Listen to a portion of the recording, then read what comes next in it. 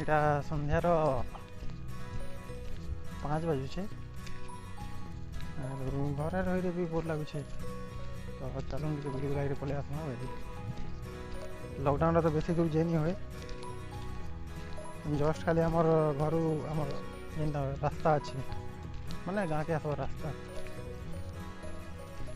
एत दूर तक चलाचल भी कला गोड़ा भी भल लगसी आर मॉर्निंग वॉक तो कर हेबार इवनिंग वॉक हेले कैसी जगह भी देखो गोटे लोग भी कैसी जगह दिखते काली तो खुलवा बोलुन आम इे आपण मनकर आड़े खुली कि कमेंट बताबे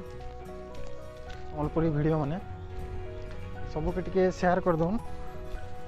जार बाद आमर इंडस्ट्री भी आमर अंचल भी बहुत आगे माने बहुत जल्दी बहुत आगे पलि जावा आर मोर तो चेष्टा एटा अच्छे बाकी आपण मन साहाय्य सहयोग टी दरकार एटा न